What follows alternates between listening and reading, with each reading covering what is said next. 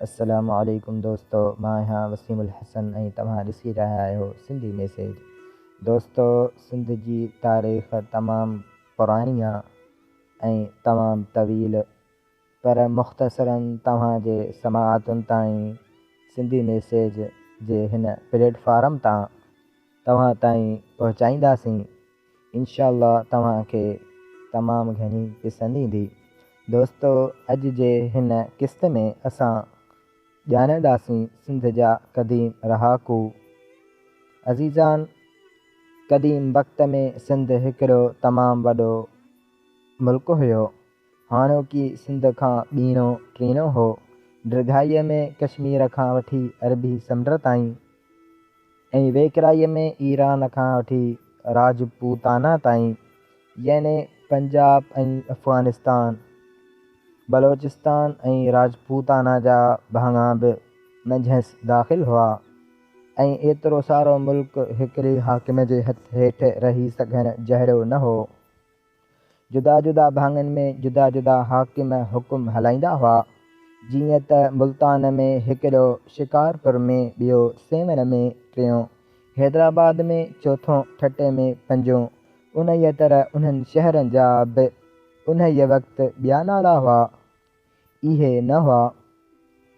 सिंध जा असलूका रहाकू आर्यन क़ौम जा हुआ, जिन विच एशिया खां हिमालया जंबल लंघी सिंध ऐं पंजाब जे नदियुनि जे किनारनि ते अची रहिया हुआ। उहे हिंदी आर्यन हाणोकनि हिंदुनि खां बिल्कुलु ॿिए तरह जा हुआ। हू बुत न पूॼींदा हुआ, न मंदर ऐं मूर्तियूं हुअनि। बाहि ऐं सिज, हवा ऐं मींहं जी पूॼा कंदा हुआ ऐं मांस बि खाईंदा हुआ। हू शिकिल जा सुहिणा ऐं कदावर ऐं बहादुर हुआ। मंझंदि ज़ात जो को बि तग़ावत कोन हो। जॾहिं सिंध ऐं पंजाब मां निकिरी उत्तर हिंदुस्तान में गंगा नदीअ जे किनारनि ते पखिड़ण लॻा, तॾहिं हिननि खे उते जे दिलावर ऐं तातारी रहाकुनि सां विढ़णो पियो।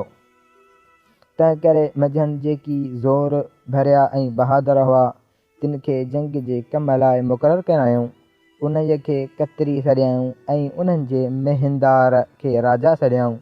ॿिया जेकी मुखीय देवता बरहम जी शिवा ऐं पूॼा कंदा हुआ, तिन खे बरहमन छॾियाऊं। जेकी ख़ासि पोख जे कम में रहिया, तिन खे विष जो नालो ॾिनऊं। ऐं जेकी वरी असलूकनि रहाकुनि मां हिननि सां गॾिजी विया हुआ ऐं जिन जो औलाद निज आर्यन न हो, तिन खे शूदर जो नालो ॾिनऊं।